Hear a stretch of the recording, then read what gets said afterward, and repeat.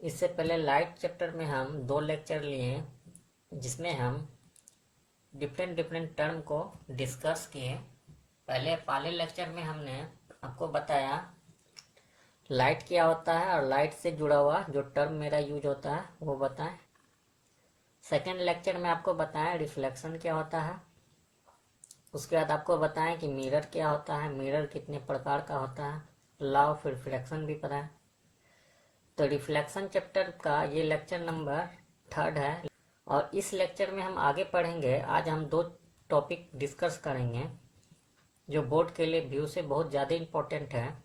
तो जैसे कि कोई भी हम रे है या कोई भी ऑब्जेक्ट है, उसके लिए हम किसी मिरर के सामने रे डायग्राम को कैसे ड्रॉ करते हैं। तो रे डायग्राम को ड्रॉ करने के लिए कुछ रूल है, उस रूल को हमको फॉलो करना होगा और इसमें लॉ ऑफ रिफ्लेक्शन जो है वो बहुत बड़ा रोल देगा, ठीक है। उसके बगैर हम इसको डिस्क्राइब नहीं कर सकते हैं। तो आज का 2 टॉपिक है, जो 2 टॉपिक आपको हम पढ़ाएंगे। पहला टॉपिक है आपका rule to draw a ray diagram और दूसरा चीज बताएंगे फॉर्मेशन ऑफ इमेज। इमेज का जब हम फॉर्मेशन करते हैं तो इमेज मेरे कितने तरह का होता है। तो आज के टॉपिक में लेक्चर नंबर 3 में ये 2 टॉपिक को हम डिस्कस करेंगे। इससे पहले मेरा 2 लेक्चर हो गया है। उस 2 लेक्चर में हम इसके पहले का सारा टर्मिनोलॉजी को डिस्कस किए। पहले लाइट के टर्मिनोलॉजी को डिस्कस किए, फिर रिफ्लेक्शन के टर्मिनोलॉजी को डिस्कस किए, ठीक है। तो चलते हैं। आज का पहला टॉपिक मेरा जो है rule how to draw a ray diagram. तो हमारा टॉपिक है how to draw a ray diagram. अब हम इसमें सबसे पहले बात करते हैं स्फीयर का। तो मान लीजिए कोई भी एक स्फीयर है, ये एक स्फीयर है, ये इसका सेंटर है। अगर हम सेंटर से स्फीयर के किसी भी पॉइंट पे लाइन ड्रॉ करें तो ये कोई भी लाइन अगर हम ड्रॉ करते हैं तो ये लाइन इस जगह पे जो टेंजेंट होगा, या हम कह सकते हैं इस जगह का स्मॉल सरफेस पे ऑलवेज परपेंडिकुलर होगा। कहने का मतलब है कि अगर हम इस पॉइंट पे सेंटर से पास होने वाला एक लाइन को ड्रॉ कर दें तो इस जगह पे वो जो परपेंडिकुलर बनाएगा, इसको हम सिंपल बोल सकते हैं that is nothing that is normal. मतलब अगर सेंटर से सी से अगर कोई भी लाइन पास करता है तो हमेशा क्या होगा, किसी भी पॉइंट पे ये नॉर्मल को दिखाएगा, ठीक है। मतलब ये नॉर्मल होगा उस स्मॉल सरफेस पे।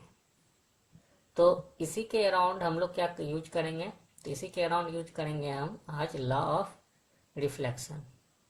तो लॉ ऑफ रिफ्लेक्शन क्या बोलता है, लॉ ऑफ रिफ्लेक्शन।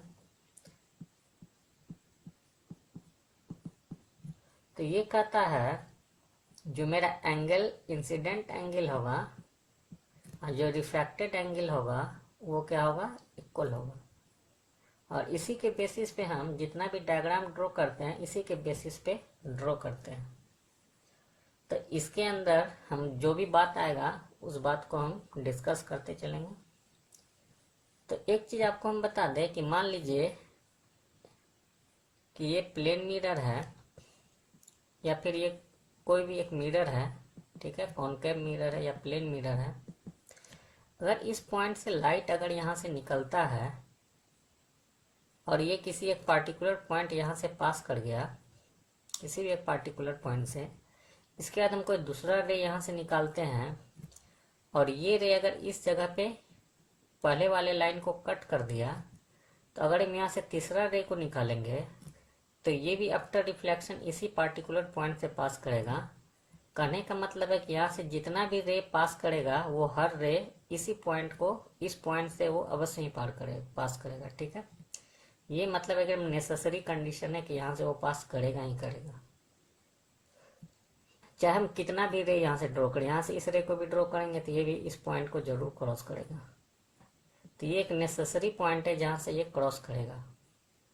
तो ये रूल हमेशा और हमेशा वैलिड है। तो अब हमको पता है कि मान लीजिए कि यहाँ पे आपका कोई सोर्स है जिसका इमेज यहाँ फॉर्म हुआ। आप इसमें से कोई भी एक रे को क्या कर सकते हैं, ड्रॉ कर सकते हैं। तो इस पॉइंट पे अगर आपको इमेज को ड्रॉ करना है तो आपको दो ऐसा नॉन रे लेना होगा जिसका हम आई और आर इक्वल कर सकते हैं, क्योंकि हम लॉ ऑफ रिफ्लेक्शन पढ़े हैं। तो इसी के बेसिस पे हम क्या करते हैं, इसको खींचने का कोशिश करते हैं। तो इसी के लिए मेरा क्या दिया हुआ है, जैसे कि हमारा एनसीईआरटी में कुछ रूल दिया हुआ है कि आप कैसे करके रे ड्रॉ कीजिएगा। क्यों, कोई भी क्वेश्चन आएगा तो क्वेश्चन के लास्ट में आपको लिखा रहेगा ड्रॉ द रे डायग्राम। तो रे डायग्राम कैसे ड्रॉ करना है ये आप अगर जानिएगा तभी वो लास्ट का वो पार्ट को आप बना पाइएगा। तो चलिए इसका हम रूल को जानते हैं कि हमको कहाँ कहाँ से लाइन पास करा है कि हमको ये सब कुछ पता हो। तो देखिए इसमें पहला रूल जो आता है, पहला रूल है रे जो इंसिडेंट होगा, ray which incident parallel to principal axis after reflection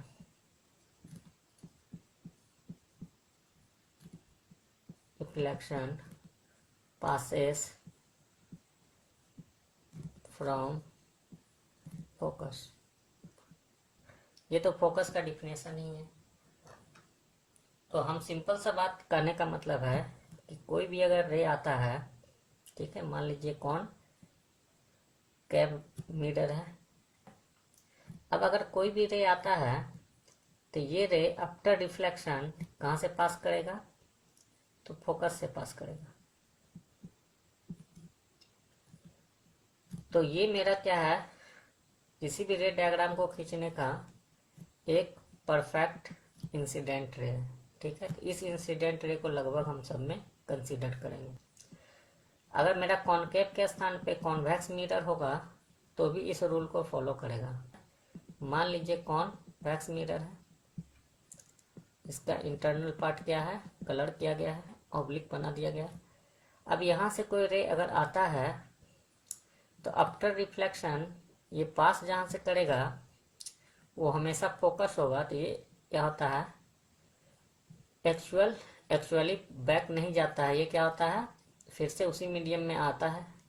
तो हम इसको अगर पीछे जाके ड्रॉ करेंगे तो ये प्रिंसिपल एक्सिस पे जहाँ पे कटेगा इसको हम लोग क्या बोलते हैं, फोकस। अगर इसी में अगर हम आगे कुछ बात करते हैं तो आपको आगे एक जो बात बताते हैं, जैसे कि आपका मान लीजिए कॉनकेव मिरर है। ठीक है, कॉनकेव मिरर है, हम थोड़ा बड़ा बना रहे हैं, ये कॉनकेव मिरर है। अब इस कॉनकेव मिरर में आपको हम अगर हम सेंटर की बात करें तो एक सेंटर होगा, और अगर पैरेलल रे की बात करें तो इससे जो आने वाला पैरेलल रे है वो जिस पॉइंट से पास करेगा उसको हम सिंपल क्या बोलते हैं, फोकस।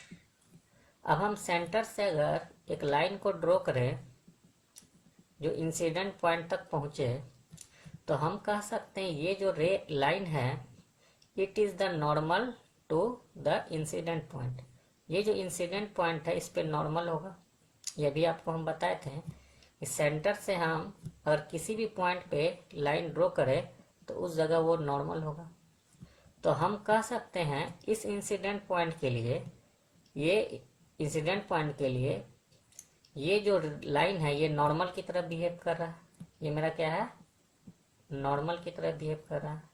और जो ये एंगल हम देखते हैं तो हम पढ़े हैं लॉ ऑफ रिफ्लेक्शन में, जो इंसिडेंट रे होता है ये किसके साथ एंगल बनाता है, तो नॉर्मल के साथ, जिसको हम लोग बोलते हैं इंसिडेंट एंगल। आई यहाँ पे क्या है, इंसिडेंट एंगल।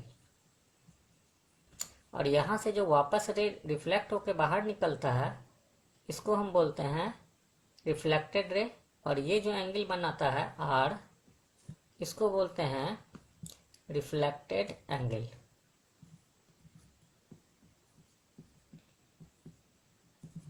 ठीक है। अब आपको पता है कि आई और आर क्या होगा, इक्वल होगा। तो उसी के आधार पे अगर हम इसको बोले तो ये इंसिडेंट एंगल होगा। क्यों? ये नॉर्मल है इस पॉइंट के लिए। अब इस पॉइंट पे ये नॉर्मल है या ये, तब मेरा क्या बनेगा, आई बनेगा। और ये रिफ्लेक्टेड रे है तो ये मेरा क्या बनेगा, आर बनेगा। तो हम कह सकते हैं आई और आर क्या होता है, I is equal to are. अब यहीं पे आप प्रूफ करना चाहिएगा, तो यहाँ पे प्रूफ हो जाएगा कि यहाँ से यहाँ तक का डिस्टेंस और यहाँ से यहाँ तक का लेंथ, ये एंगल और ये एंगल के बराबर होने की वजह से इक्वल हो जाएगा। क्योंकि ये आई है तो ये एंगल भी आपका आई बनेगा। क्यों? ये पैरेलल लाइन को कट करने वाला लाइन है।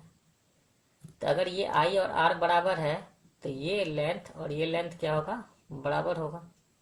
अब यहाँ से यहाँ तक का जो लेंथ है वही लेंथ यहाँ से यहाँ तक का है। ठीक है। तो हम कह सकते हैं कि यहाँ से यहाँ तक का लेंथ और यहाँ से यहाँ तक का लेंथ क्या है, इक्वल है। उसके आधार पर हम बोल सकते हैं C F is equal to C F P. ठीक है। और हम जानते हैं C P equal to R होता है, और सी पी को हम बोल सकते हैं टू एफ पी। क्यों? ये दोनों इक्वल है तो ये इसका दुगना है, मतलब ये लेंथ जो है इसका दुगना है। तो इतना इक्वल टू हम आर बोल सकते हैं। तो यहाँ से आता है two F equal to R. ये एक सिंपल प्रूफ है जो लॉ ऑफ रिफ्लेक्शन से होता है।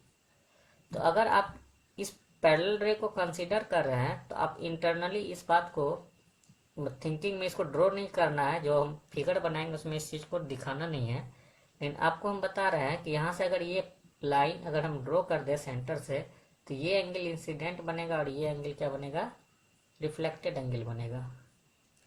तो ये भी लॉ ऑफ, उसी प्रकार यहाँ पर भी क्या होगा, एक सी होगा।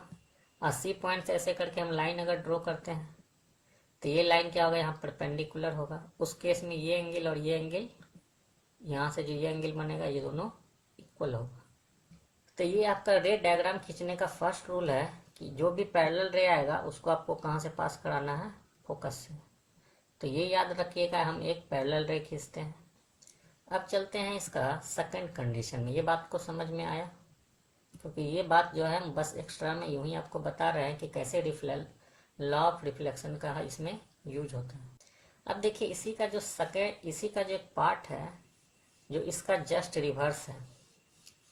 वो रिवर्स कैसे है, अगर आप मिरर या कोई भी ऑप्टिकल इंस्ट्रूमेंट में, मान लीजिए यहाँ कोई भी एक ऑप्टिकल इंस्ट्रूमेंट रख दिया गया, अगर ऑब्जेक्ट यहाँ है और इसका इमेज यहाँ बनता है,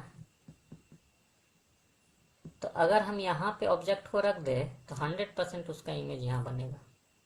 मतलब ये दोनों एक दूसरे का अपोजिट हो सकता है। मतलब अगर इमेज के प्लेस पे ऑब्जेक्ट को पहुँचा दें, अगर ये ऑब्जेक्ट बना दें तो ये क्या बन जाएगा, इमेज बन जाएगा। मतलब ये पॉइंट और ये पॉइंट एक दूसरे में पूरी तरह से कन्वर्ट हो सकता है।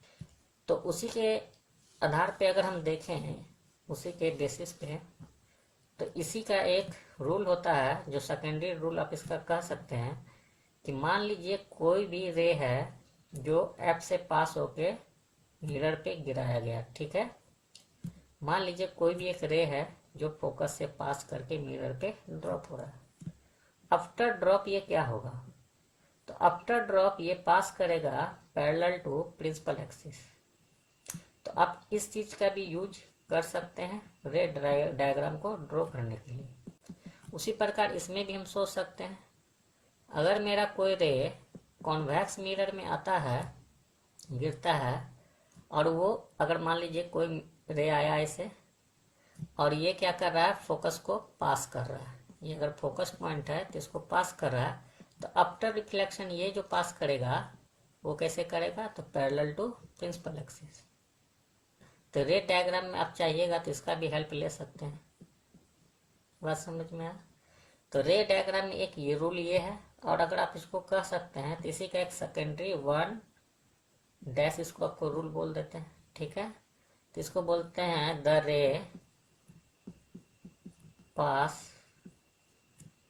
Through the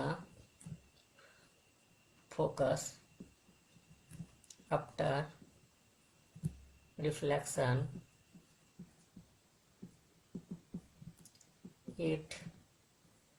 it is parallel to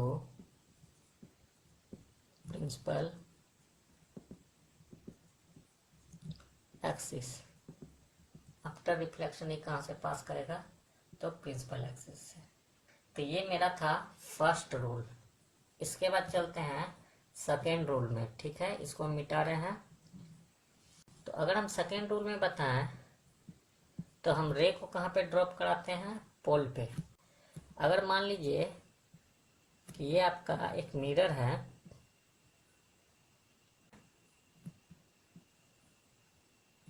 और कोई रे अगर हम पोल से पास करने की कोशिश कर रहा है तो जब ये इस पॉइंट से रिफ्लेक्ट होगा तो रिफ्लेक्ट होने के बाद ये सेम एंगल बना के इससे वापस जाएगा। ये एंगल और ये एंगल सेम होगा। क्यों? क्योंकि ये लाइन ऑलरेडी सी से पास करता है, तो हम कह सकते हैं कि इस पॉइंट पे परपेंडिकुलर होगा। मतलब ये principal axis behaves as a normal. ठीक है, ये कैसा बिहेव करेगा? As a normal. क्लियर? तो ये नॉर्मल की तरह बिहेव करेगा। इसी प्रकार अगर कॉन्वेक्स मिरर में देखें,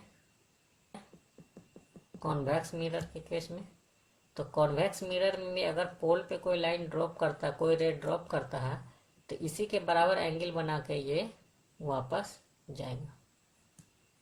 तो ये क्या है? सेकंड कंडीशन है। तो इस कंडीशन को अगर हम लिखेंगे तो हम लिखेंगे ए रे obliquely incident on the pole after reflection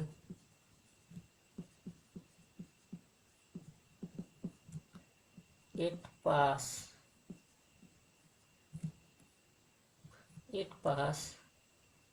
to make same angle with principal axis. ये प्रिंसिपल एक्सिस से क्या करेगा? सेम एंगल बना के जाएगा। क्यों? क्योंकि ये रे इंसिडेंट कहलाएगा, ये क्या कहलाएगा? Reflected angle. ठीक है, ये आई कहलाएगा, ये आर कहलाएगा। तो यहाँ पे जो मेरा प्रिंसिपल एक्सिस है just is behaves like a normal. ये जैसे एक नॉर्मल की तरह ही बिहेव करेगा। तो ये आपका सेकेंड रे है। तो इसमें अब एक लास्ट रे है जिसको हम यूज करते हैं अपने रे डायग्राम के लिए। तो लास्ट रे जो है, जैसे कि मान लीजिए कि आपका मिरर है कॉनकेव, ये मिरर है आपका कॉन्वेक्स, ये है इसका सेंटर सी। अब मान लीजिए कोई रे इसके सेंटर से पास करता है, तो इसके सेंटर से अगर पास करके अगर मिरर के किसी भी प्लेस पे ये ड्रॉप होगा तो ये क्या होगा? जैसे कि आपको हम सिंपल सिखा रहे हैं, इधर देखिए। मान लीजिए कि ये मेरा नॉर्मल है और ये क्या है? एक रे है जो इस पे इंसिडेंट कर रहा है। ठीक है, अब ये रिफ्लेक्ट करने के बाद क्या होगा? ये मान लीजिए अगर 30 डिग्री पे इंसिडेंट कर रहा है तो ये 30 डिग्री का कोण बना के वापस चला जाएगा। अब हम क्या करते हैं? इस इंसिडेंट रे का एंगल को थोड़ा छोटा करते हैं। ठीक है, ये नॉर्मल है। अब मान लीजिए कि ये 5 डिग्री पे आके ड्रॉप कर रहा है, तो हम कह सकते हैं कि 5 डिग्री का कोण बना के निकल जाएगा। अगर 5 डिग्री पे आ रहा है तो ये 5 डिग्री का कोण बना के निकल जाएगा। अब इस रे को हम और ऐसे करके परपेंडिकुलर गिराते हैं तो ये लगभग 0 डिग्री पे अगर गिरेगा तो ये वापस भी 0 डिग्री बना के जाएगा। तो 0 डिग्री करने का मतलब है कि अगर कोई रे इस पे ड्रॉप कर रहा है तो नॉर्मल पे गिरेगा और नॉर्मल पे ही ये वापस चला जाएगा। ठीक है, तब हम कहेंगे कि ये कितना पे गिरा है, 0 डिग्री पे। तो वही बात यहाँ भी है, अगर हम सी से इस पॉइंट की बात करें तो इस पॉइंट पे ये हमेशा क्या बनाएगा, 90 डिग्री। इसलिए ये ऐसे क्या होगा, हम कह सकते हैं कि ये रे नॉर्मल के साथ कोइंसाइड करके इस पे ड्रॉप हो रहा है और फिर जब ये रिटर्न जाएगा तो ये इसी पाथ पे वापस चला जाएगा। क्यों, यहाँ पे वो परपेंडिकुलर ड्रॉप कर रहा है। तो अगर कोई भी रे सी से पास करते हुए मिरर पे ड्रॉप कर रहा है, आफ्टर रिफ्लेक्शन वो फिर से सी से ही पास करता है। तो ये आपका थर्ड रे है जिसका हम रे डायग्राम में यूज करते हैं। तो अगर हम ये चीज को कॉन्वेक्स मिरर में देखेंगे तो कॉन्वेक्स मिरर में भी ये चीज होगा। तो मान लीजिए कि ये आपका सेंटर है और एक रे यहाँ पे आके ड्रॉप किया, ये रे क्या होता, इस सेंटर को पास करता, इस सेंटर सी को पास करता। तो ये रे जब यहाँ इस पे ड्रॉप करेगा तो हम कह सकते हैं कि इस जगह पे नॉर्मल गिरा और इसी लाइन पे वापस चला जाएगा। तो ये आपका थर्ड रे है जिसका हम रे डायग्राम में यूज करेंगे। ठीक है, ये थर्ड रे है जिसका रे डायग्राम में यूज करेंगे। तो इसके बारे में लिख देते हैं, the ray incident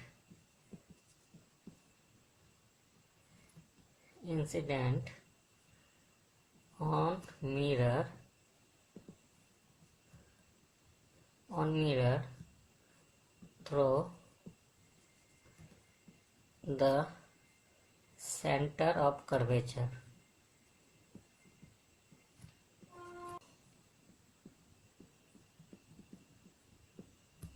After reflection,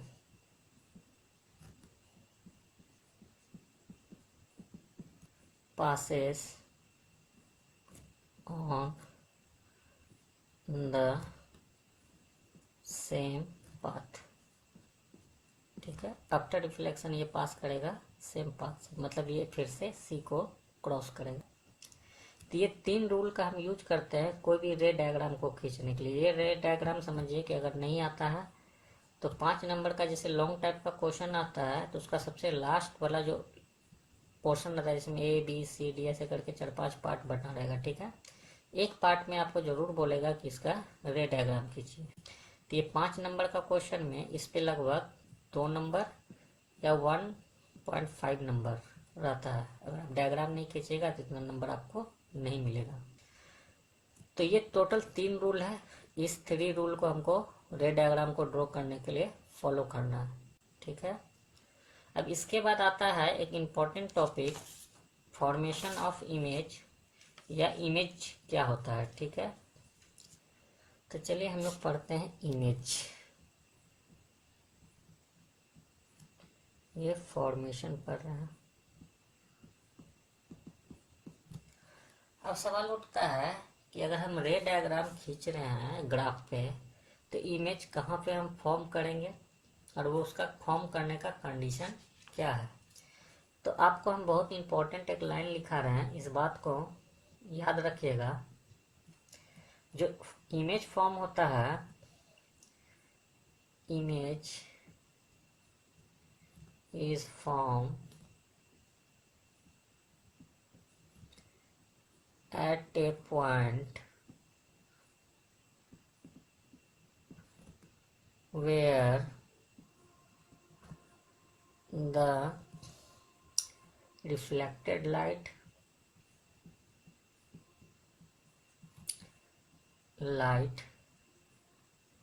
या इसी को हम बोल सकते हैं रे, रिफ्लेक्टेड रे, एक्चुअली इंटरसेक्ट और हम बोल सकते हैं वर्चुअली मीट। ठीक है, वर्चुअली को हम लोग सोच सकते हैं कि ये कल्पना में कटे, कोई जरूरी नहीं कि हर बार कटेगा। या अपेरेंट टू कट हम बोल सकते हैं, अपीयर्स टू कट। तो इमेज का फॉर्मेशन तभी होगा, उसी पॉइंट पे होगा जहां only and only reflected ray cut करेगा। वेयर रिफ्लेक्टेड रे, इसी को हम बोल सकते हैं यहाँ पे ओनली वर्ड को हम यहाँ पे सोच सकते हैं। ठीक है, अब देखिए हम बताना क्या चाह रहे हैं उसको समझते हैं। तो देखिए, अगर हम मान लीजिए इस मिरर के सामने एक हम सोर्स को रख दिए, कोई भी एक ऑब्जेक्ट को रख दिए, ठीक है। अब इस ऑब्जेक्ट से एक रे ऐसे करके जा रहा है और ये रिफ्लेक्शन के बाद यहाँ से पास कर गया। अब हम आपको बोलते हैं कि ये रे अगर हम पोल से पास कराएंगे तो यहाँ से पोल से पास करेगा और आफ्टर रिफ्लेक्शन भी ये इस लाइन से होके गुजरेगा। अब सवाल उठता है कि एक इंटरसेक्शन पॉइंट यहाँ पे है और एक इंटरसेक्शन पॉइंट यहाँ पे है, तो इमेज यहाँ फॉर्म होगा कि यहाँ फॉर्म होगा। ठीक है, तो अब एक एक रे को हम सोचते हैं। अगर हम बोले ए से बी तक जो रे जा रहा है ये किस नेचर का है, तो ये इंसिडेंट रे है। और ए से पी तक जो रे जा रहा है, ए से पी तक जो जा रहा है ये भी क्या है, इंसिडेंट रे, मतलब एपी भी क्या है, इंसिडेंट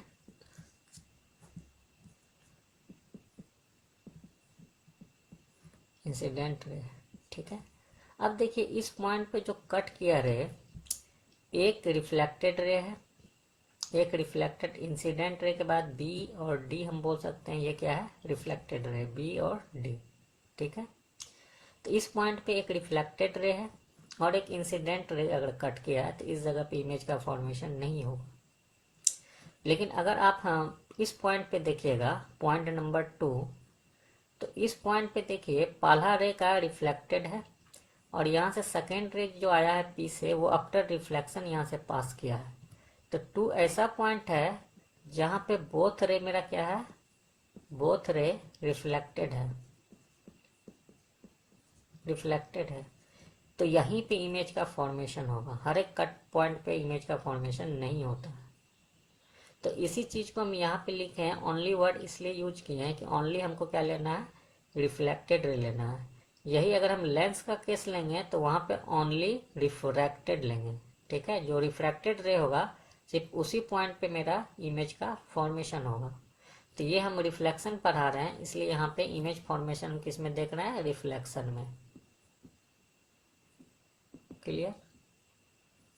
तो ये पॉइंट आपको क्लियर हुआ कि हर जगह इमेज को फॉर्म नहीं कराना है, वहीं उसी कट ऑफ पॉइंट पे इमेज का फॉर्मेशन होगा यहाँ पे। तो इसका ए का जो टॉप पॉइंट है यहाँ पे ए का इस ऑब्जेक्ट का टॉप पॉइंट होगा। तो ये था फॉर्मेशन ऑफ इमेज, किस कंडीशन में मेरा इमेज का फॉर्मेशन होता है। ठीक है, अब मेरा इमेज भी मेरा कितने तरह का होता है, तो 2 तरह का होता है। तो इसका हम टाइप्स बता रहे हैं। पहला होता है रियल इमेज। तो देखिए रियल इमेज क्या होगा, तो ये होता है form at a point where the reflected रे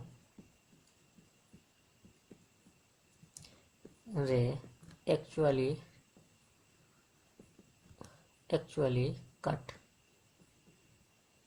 या एक्चुअली इंटरसेक्ट। अगर किसी पॉइंट पे एक्चुअली मेरा क्या होता है, कोई रे कट करता है, तो देखिए यहाँ पे एक्चुअल कट का मतलब क्या है। अगर हम यहीं पे अगर इमेज लिए थे, ऑब्जेक्ट लिए थे जिसका इमेज फॉर्मेशन किए थे, यहाँ पे कोई ऑब्जेक्ट है, इससे 2 रे निकला, एक रे कहाँ से पास किया, इस लाइन से ऐसे करके, और दूसरा रे जो हम इसका गिराए थे यहाँ पे ड्रॉप हुआ था पी पॉइंट पे, वो सेम ऐसे करके ये पास हुआ था। तो यहाँ से 2 रे अगर पास किया तो ये रे और ये रे रियल में इस पॉइंट पे, एक्चुअल में इस पॉइंट पे कट कर दिया, इसलिए यहाँ पे इस सोर्स का इमेज बन जाएगा। क्लियर? दूसरा टाइप्स का है, ये फर्स्ट टाइप्स हो गया। सेकेंड टाइप की बात करेंगे तो सेकेंड टाइप होता है virtual image. The point where reflected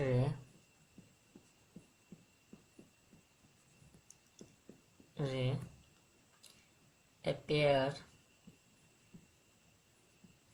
to intersect। ठीक है। और वर्चुअल रे हमेशा क्या बनता है, बैक टू मिरर। और रियल रे हमेशा क्या बनता है, फ्रंट ऑफ मिरर। इस बात को याद रखिएगा। अब देखिए इस बात को हम समझा रहे हैं। यह हम क्या बताएं, अपेयर टू इंटरसेक्ट।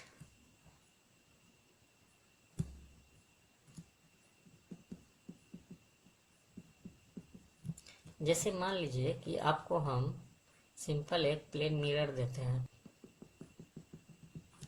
अगर हम प्लेन मिरर में कोई ऑब्जेक्ट को इस पॉइंट पे रख दें, ठीक है, तो इससे क्या होगा, एक रे जाएगा, मान लीजिए पोल पे ड्रॉप किया, ठीक है, आफ्टर रिफ्लेक्शन ये क्या होगा, इस जगह से पार कर जाएगा।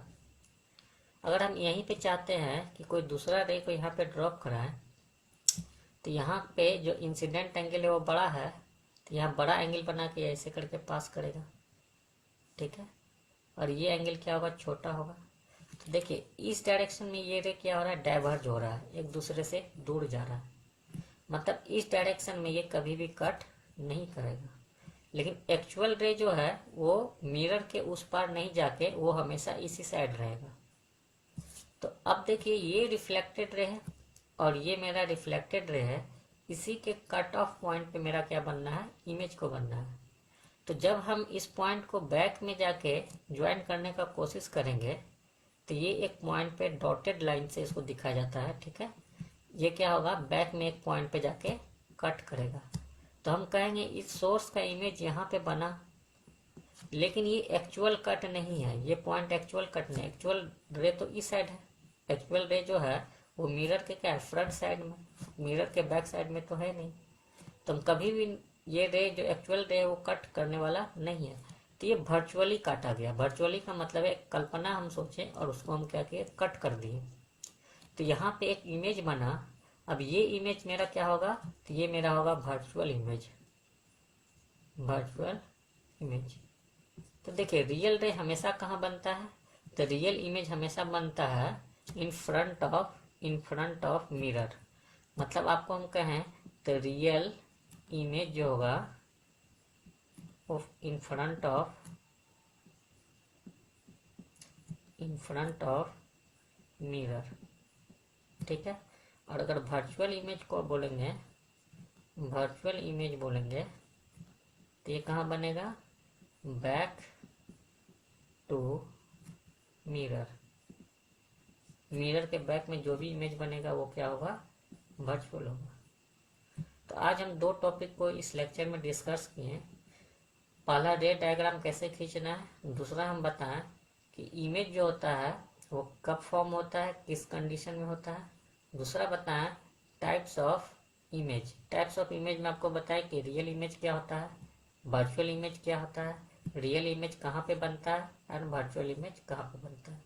इसके बाद बताएंगे जैसे रियल इमेज हमेशा उल्टा बनता है, ये कोई भी हम देखें तो रियल इमेज हमेशा क्या बनेगा, इन्वर्टेड बनेगा।